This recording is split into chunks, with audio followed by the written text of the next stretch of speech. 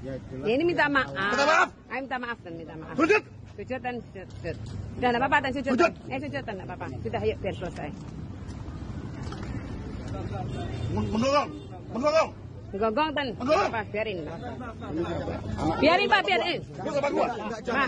Ini siapa? Ini siapa? Ini siapa? Sudah ikut mereka yang orang tua. Enggak usah. Biarin dan. Kesalahannya kan memang ngomong dari temennya, Pak. Kita sekolah aja. Monggo. Jangan. Jangan. Oh, sorry. Jangan. Maaf loh. Memang anak. Tolong kenapa kau bilang kita cari sensasi apa? Yang cari sensasi itu anak. Sudah Pak.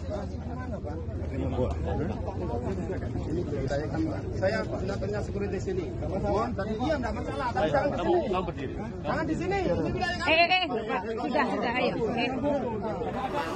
Guyonan karena melihat dari sosmed, guyonan melihat oh anak ini lucu seperti dan tidak ada ungkapan penyebutan nama pudel, bahkan anak saya tidak pernah menyebut nama bilang kalau kamu anjing, tidak pernah.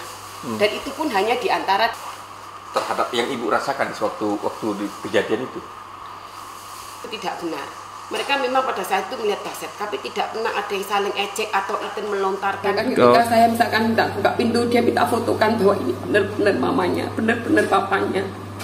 Dia sempat tidur bersama kita sampai beberapa saat dia minta temen dengan kita. Dan buat saya sendiri pun, saya merasa tertekan dan tidak ada damai sejahtera dalam hati saya sampai hari ini. Selama ini saya berusaha untuk diam, karena saya pikir masalah ini bisa selesaikan dengan baik-baik. Ternyata selama semakin saya diam, fakta dan kebenaran yang di luar semakin tidak sesuai. Itu kenapa beberapa pihak akhirnya mendorong saya untuk mengungkap semua ini. Ini adalah persoalan yang menurut saya sangat melukai, bukan hanya melukai yang bermasalah, tapi juga secara tidak langsung juga melukai masyarakat, apalagi yang punya anak-anak yang masih sekolah. Tentu mereka khawatir jangan sampai kayak begini terjadi pada anak saya. Nah, jadi saya pikir ya sudah kita serahkan saja kepada kepolisian, ke Polrestabes Surabaya, gitu ya. Nah, semua aktif untuk menangani ini, ya, menangani ini. DPRD, Komisi D juga aktif, ya, mengundang kami kirim, lalu kami juga beraudiensi juga kepada Polrestabes dan kami sudah buatkan pengaduan. Dan sekarang Polrestabes Surabaya juga aktif juga menangani.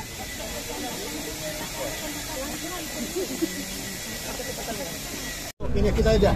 Udah cukup ini ya? Cukup ya? Baik. Jadi hari ini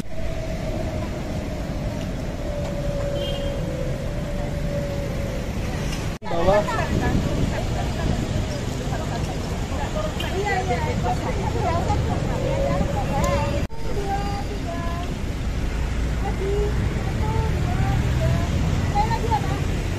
dibantu oleh tim PPA ya.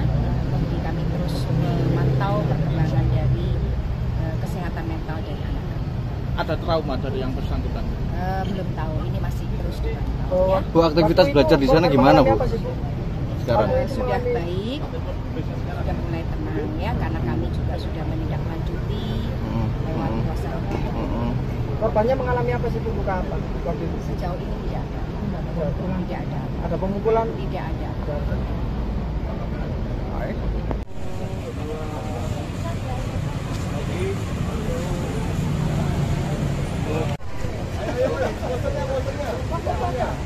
Tolong motornya Pak Dwi.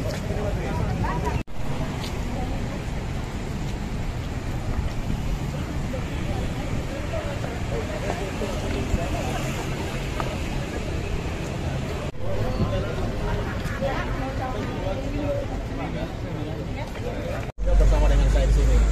Baik, selamat bekerja. Oke, silakan Bapak Ibu. Orang siswa yang diduga mengejek itu. Nah, kondisi siswa Gloria sendiri yang didatangi mereka itu gimana Pak? Atau Melakukan audiensi ya atas permasalahan yang terjadi pada hari Senin yang lalu tanggal 21 ya, 21 Oktober di mana di SMA Gloria 2 ya, SMA Gloria 2. Persoalan sebagaimana yang kita ketahui ada dua persoalan pokok ya. pokok. Satu adalah persoalan tentang anak, itu sesama anak. Tapi yang kedua adalah persoalan kami adalah mewakili yang dialami oleh SMA Gloria. Karena peristiwa itu, peristiwa anak tadi merembet ke lingkungan sekolah dan itu membuat ketidaktenangan daripada sekolah. Orang tua tidak nyaman, anak-anak juga ada yang takut ke sekolah, ada keresahan lah. Nah, oleh karena itu kita percayakan ini kepada pihak polisi supaya kemudian diselesaikan yang terbaik. Ya, lalu kemudian yang kedua yang kita ingin persoalkan dalam hal ini adalah tentang bagaimana anak-anak kita itu bisa sekolah dengan baik karena mereka adalah generasi-generasi penerus bangsa dan negara. Kira-kira begitu. Nah, di sini ada kepala sekolah, ada orang tua murid, ya, ada juga guru-guru. Silakan kalau kalian ada yang mau bertanya kepada kepala sekolah, silakan. Hasil audiensi tadi gimana? Hasil perundingan adalah kami fokus pada yang menjadi objek kami, dipersilakan untuk melapor atau mengadu pada hari ini untuk ditindaklanjuti. Oh, yang mau diadukan ini siapa, Pak? Yang kami tanjuki adalah dari pihak pelaku. Ya, nanti kemudian kami sampaikan karena di sana juga kami akan godok. Jumlahnya berapa orang? Ada lebih dari 1 orang. Ya. Oh ya Pak, waktu melakukan penganiayaan itu apakah si pelaku ini juga membawa senpi? Itu kami tidak tahu. Dan fokus kami bukan persoalan tentang peristiwa pada anak, tetapi apa yang dialami oleh sekolah. Apa yang merugikan sekolah seperti apa sih Pak? Ya, pertama setelah peristiwa pada hari Senin tanggal 21 itu, karena itu menyebar ya, jumlah mahasiswa kita itu ada berapa Ibu? 750. Jadi kalau ditambah dengan orang tuanya, bapak dan ibunya, berarti 750 dikali 2. Berarti kalau kita 1.500 bisa minus sekitar 3.000-an Pak. Ya. Nah, itu ada sejumlah ratusan orang yang telepon kepala sekolah ini menanyakan tentang apakah anak yang sekolah itu dalam keadaan aman atau tidak. Ya, nah ini perlu kita sikapi, saya pikir, supaya persoalan seperti ini tidak terulang kembali di tempat kami ataupun di sekolah-sekolah lain.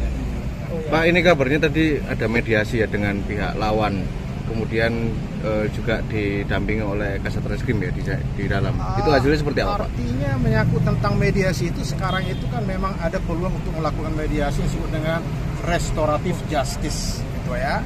Dan itu bisa dilakukan pada tingkat penyelidikan dan penyidikan sesuai dengan peraturan Kapolri ya.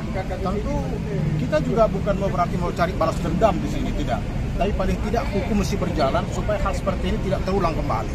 Ya, kira-kira itu fokusnya kita. Artinya Gloria masih tetap pelapor? Oh tetap. Barang bukti yang dilampirkan apa? Ada sejumlah video ada.